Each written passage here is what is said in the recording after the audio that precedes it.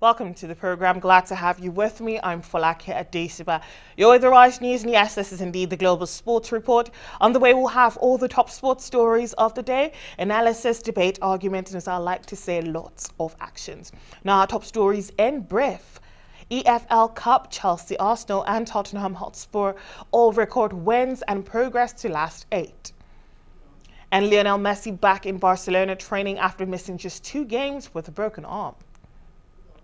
In MLS, Rooney Ibrahimovic headline MVP finalists after glorious season. Plus tennis, Rafael Nadal set to lose world #1 ranking after Paris Masters withdrawal. And in Formula 1, Calderon becomes first woman since Wolff in 2015 to become an F1 test driver.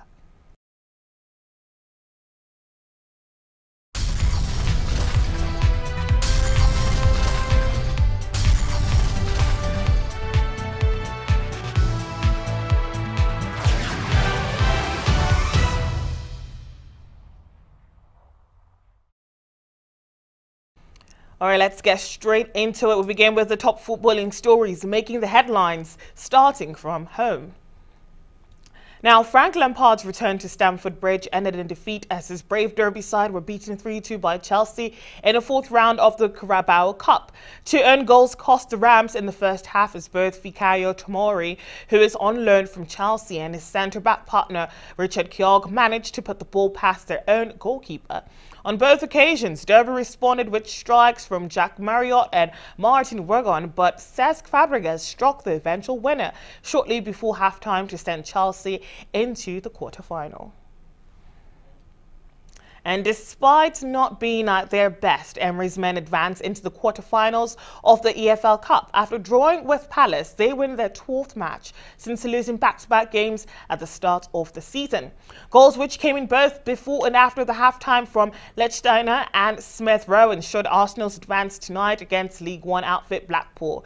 The Tangerines did everything to come back into the contest, and they grabbed a consolation through O'Connor.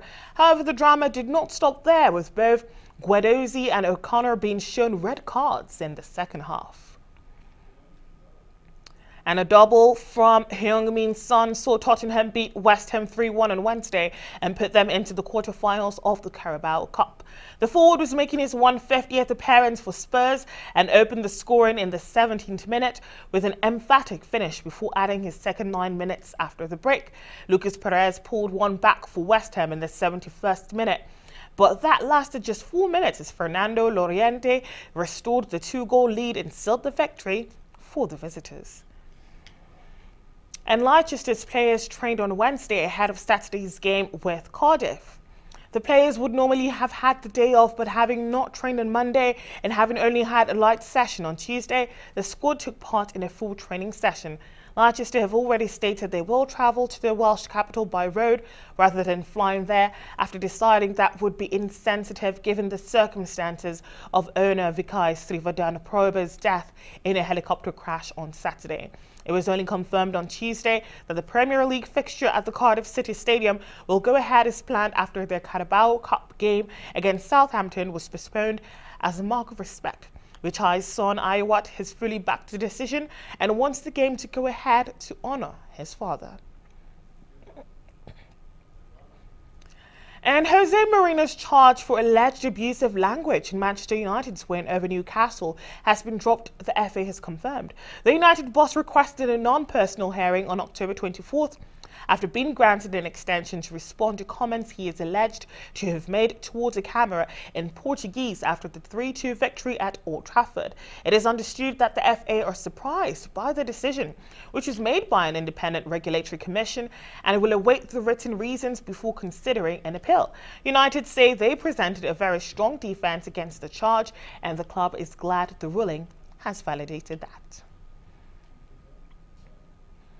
Meanwhile, Antonio Conte has ruled himself out of the running to take over at Real Madrid because he feels the project is not right for him.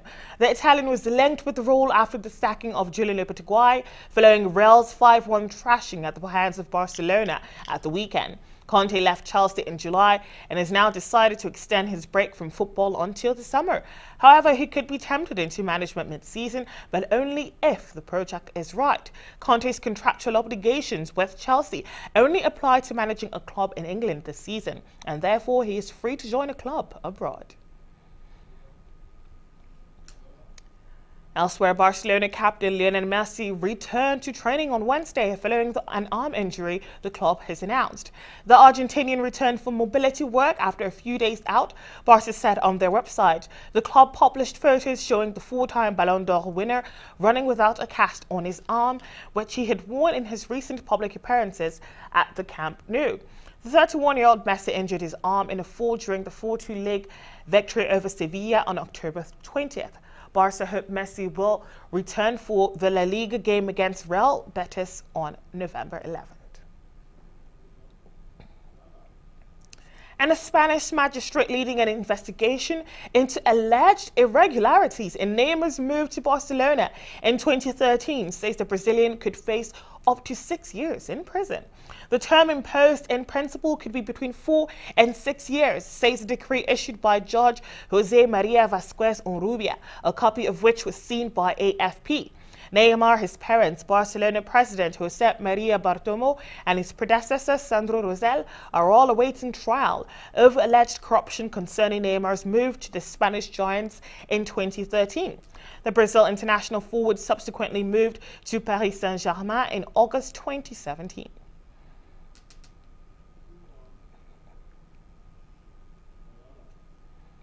And Wayne Rooney and Zlatan Ibrahimovic have been shortlisted for the MLS Most Valuable Player Award. The full Manchester United pair are 2 of 5 finalists and are joined on the list by Atlanta United duo Miguel Almiron and Josef Martinez and Los Angeles FC forward Carlos Vela. Rooney moved to DC United from Everton in June and has revitalized the MLS club, steering them from bottom of the Eastern Conference to the playoffs after scoring 12 goals and recording 6 assists. Meanwhile, Ibrahimovic has scored 22 goals for LA Galaxy and joins Rooney in being nominated for Newcomer of the Year after leaving Manchester United in March. It's in the net. Was a wonderful.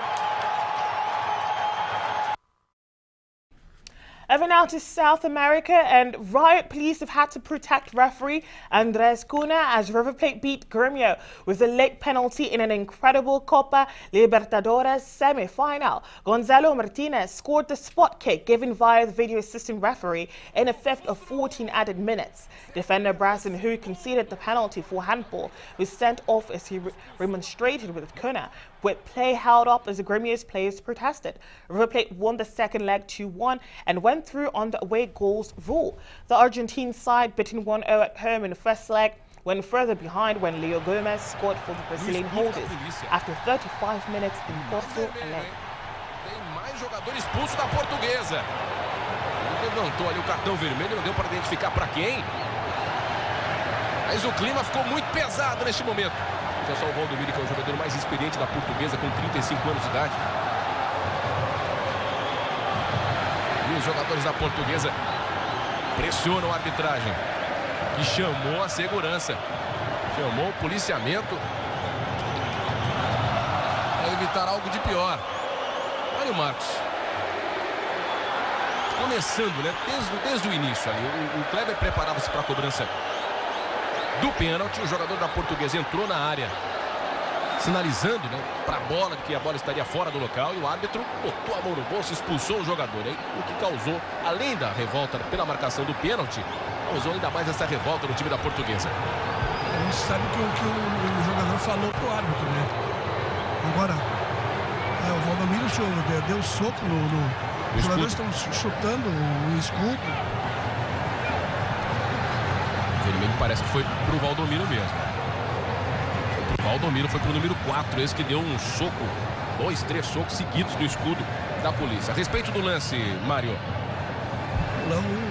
A confusão toda, a Portuguesa se descontrolou, os jogadores da Portuguesa se descontrolaram com esse pênalti. I'm now joined by Arise Sports correspondent Nonso.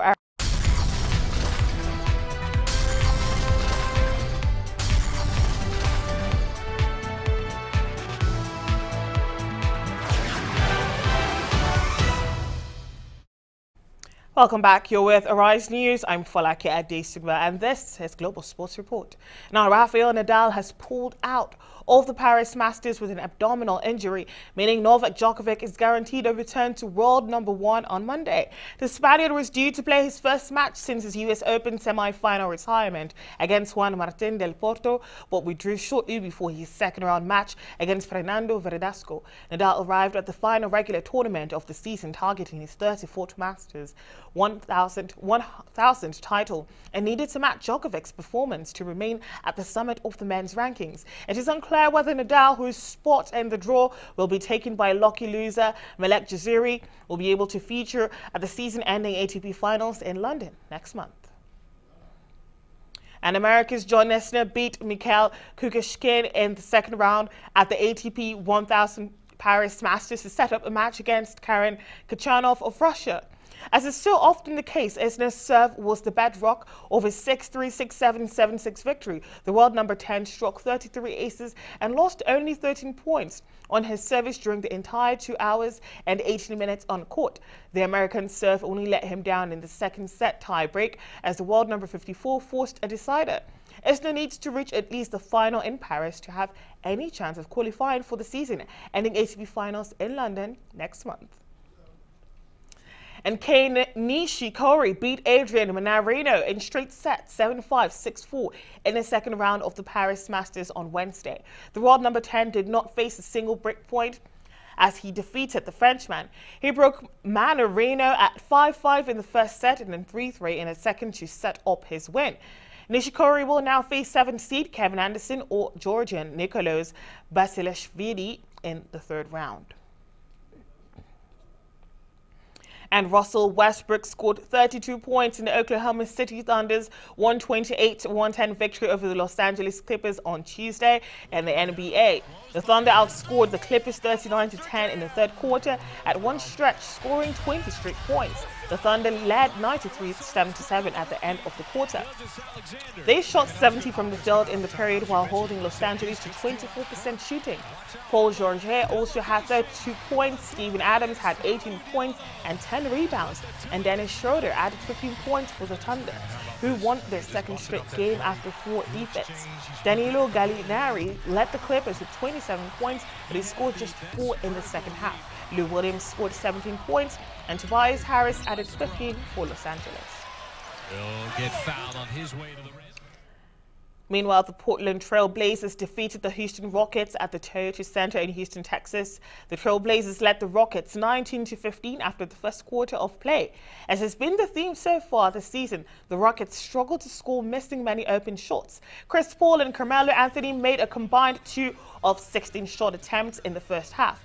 Damian Lillard was the leading scorer with 15 points as the Trail Blazers led at 51-36 at halftime. The Trail Blazers continued to dominate in the third quarter, outscoring the Rockets and led 85-62, with Damian Lillard scoring 22 points. Without the injured James Harden, the Rockets were unable to mount a fourth quarter comeback. The Trail Blazers went on to win the game 104-85. And Sri Lanka's bowling coach Nuwan Zoysa has been provisionally suspended after being charged with match fixing by the ICC. The 40-year-old, who took 64 test wickets from 30 matches, has been charged with 3 counts of breaching the anti-corruption code, including fixing or contriving aspects of an international match. The Colombo-born coach, who claimed 95 one-day scalps during his playing career, will also need to answer the charge of encouraging a player to influence the results of the game. The charge follows on from the bombshell of corruption allegations surrounding former captain and selector Sanath Jayasuriya. The 49-year-old, who played 445 one-days for the Islanders, has denied all allegations after being charged with 2 counts of breaching the ICC's anti-corruption code earlier this month. Zoysa, who has 2 weeks to respond to the charges, is also accused of failing to report approaches to engage in corrupt conduct. And for the first time in her career, the Colombian Tatiana Calderon, test driver of Silver, rolled her team's car during an exhibition event held at the Hermanos Rodriguez racetrack 2 days after Mexico's Grand Prix. Calderon, 24, has a couple of seasons with Selber, but up until Tuesday, she had not driven the car of the highest category in any practice. The Colombian is the first woman to become an F1 test driver since the British Susie Wolff did it for Williams in 2015. That's it for this edition of Global Sports Report. Thank you for being a part of the program. I'm Folake Adesugba. Let's do this again same time tomorrow. Goodbye for now.